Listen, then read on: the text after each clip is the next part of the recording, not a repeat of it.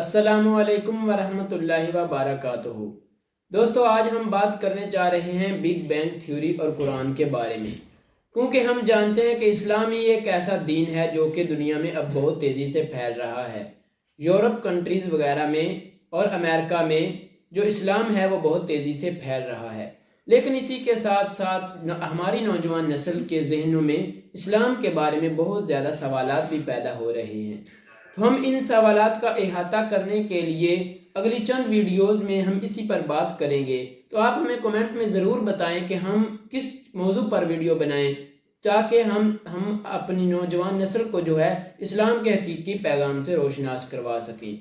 तो आज हम बात करने जा रहे हैं बिग बैंग थ्योरी और कुरान के बारे में। दोस्तों, क्या आप जानते हैं कि हमारी कायनात किस तरह वजूद में आई और उसकी इब्तदा क्या है? साइंस इसके बारे में बिग बैंग थ्योरी का बताती है, लेकिन कुरान मजीद आज से 1400 साल पहले ही इसके बारे में बात कर चुका है।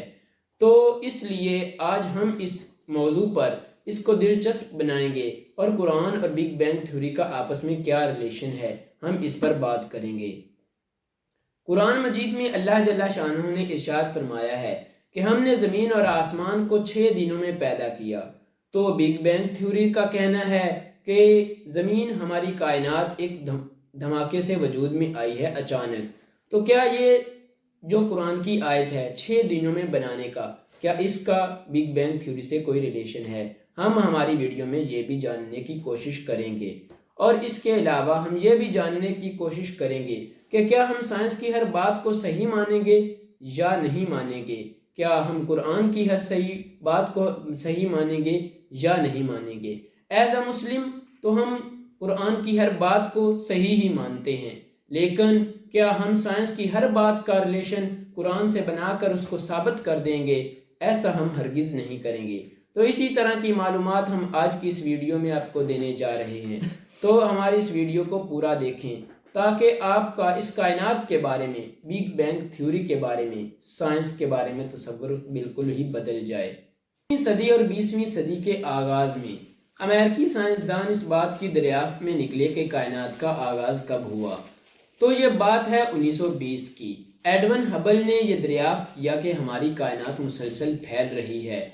तो उसने इससे यह दलील निकाली कि अगर हमारी कायनात मुसलसल फैल रही है तो इसका कोई ना कोई नुक्ता आगाज़ ज़रूर होगा। यानी उसका मानना यह था कि हमारी कायनात एक नुक्ते से वजूद में आई है। तो इसको वजूद में कौन लाया है, ये उसके लिए एक सवालिया निशान था, और ये आज भी कुफ़ार के लिए एक सवालिया निशान ही है। लेकिन हम चूँकि मुसलमान हैं और हम जानते हैं कि उसका आगाज़ अल्लाह जल्ला शानहू की हिकमत से ही हुआ था। वीडियो के शुरू में मैंने आपसे जो कुरान की आयत पढ़ी कि अल्लाह जल्ला शानहू ने ज़मीन और आसमान को 6 दिनों में पैदा किया, तो इसके बारे में अल्लाह जल्ला शानहू ने ये फरमाया है कि हम वहाँ पर लफ्ज़ यौम आया है। तो अरबी ज़बान में लफ्ज़ यौम जो है वो सिर्फ एक दिन यानी 24 घंटों के लिए इस्तेमाल नहीं होता, जैसा कि एक और जगह इरशाद फरमाया है सूरत अल-फातिहा में कि मालिकी यौमिद्दीन, वो मालिक है यौम जज़ा के दिन का। तो वहाँ पर भी लफ्ज़ यौम आया है। इसलिए अल्लाह जल्ला शानहू के नज़दीक जो एक दिन है वो बहुत बड़ी मिकदार का है।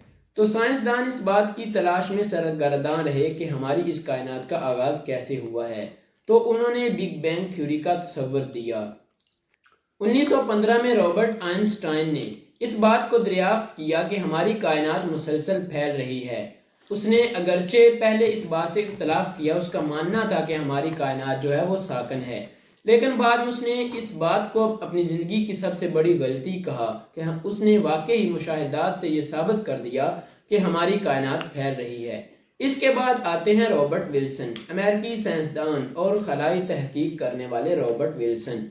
उनका कहना था कि हमारी कायनात जो है वो मुसलसल फैल रही है, और उन्होंने इसका क्या मुशाहिदा किया? उन्होंने इस बात का मुशाहिदा किया कि हमारी कायनात में बैकग्राउंड रेडिएशन है जो कि मुसलसल फैल रही हैं और इक्वली डिस्टेंस पर फैल रही हैं।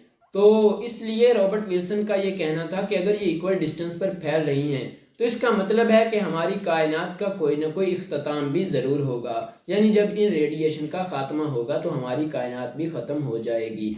अगर इसका कोई आगाज़ है तो इसका अंजाम भी ज़रूर है। قرآن مجید اس کو کس طرح بیان کرتا ہے؟ سورۃ الانبیاء میں اللہ جل شانہ ارشاد فرماتے ہیں اولم یر الذین کفروا ان السماوات والارض کانتا رتقا ففتقناہما، کہ کیا کافروں نے نہیں دیکھا کہ زمین اور آسمان پہلے جڑے ہوئے تھے پھر ہم نے اس کو علیحدہ علیحدہ کر دیا۔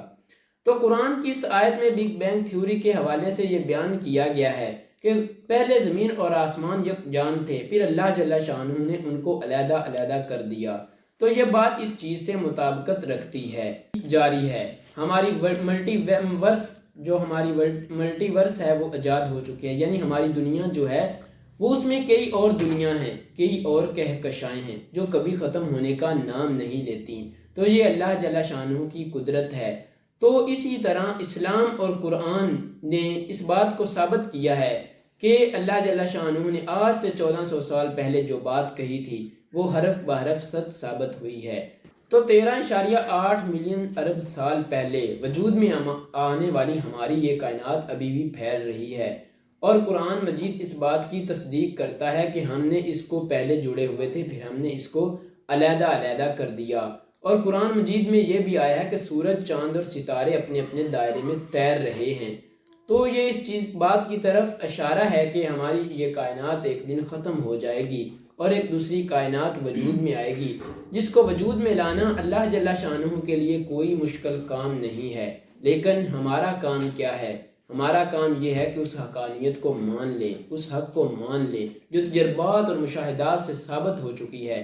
اگر ہم اس بات کو نہیں مانیں گے تو اس میں ہمارا اپنا ہی نقصان ہے، اس دنیا میں بھی اور آنے والی دنیا میں بھی۔ لہٰذا غیر مسلموں سے یہ اپیل کی جاتی ہے پرزور کہ وہ اس بات کو جو کہ حق ثابت ہو چکا ہے ان پر تجربات اور مشاہدات کے ذریعے اب اس کو مان لیں کہ اس کائنات کا ایک خالق ضرور ہے۔ یہ کائنات کوئی الٹ اپ وجود میں نہیں آ گئی کہ یہ ایک زوردار دھماکے کا نتیجہ ہو۔ اگر یہ ایک زوردار دھماکے کا نتیجہ ہے تو پھر اس میں اتنے خوش ذائقہ پھل کیسے پیدا ہو گئے، اتنی مناسبت کیسے پیدا ہو گئی، اس میں اتنا سیکوینس کیسے پیدا ہو گیا؟ یہ اگر ایک حادثے کا نتیجہ ہے تو حادثے میں کبھی اتنا سیکوینس پیدا نہیں ہوتا کہ اگر ہم ایک پھل کھاتے ہیں تو اس کا ذائقہ اور، ایک سبزی کھاتے ہیں تو اس کا ذائقہ اور دوسری کھاتے ہیں تو اس کا ذائقہ اور اللہ جل شانہ نے اس نظام کو کتنا مربوط کیا ہوا ہے۔ اگر یہ واقعی کسی حادثے کا نتیجہ ہے تو پھر انسان جو ہے وہ بڑی ہی احمقانہ سوچ پر متفق ہو رہے ہیں۔ لہٰذا اللہ جل شانہ سے دعا ہے کہ وہ ہم کو سب کو ہدایت عطا فرمائے۔ وآخر دعواہم ان الحمد للہ رب العالمین۔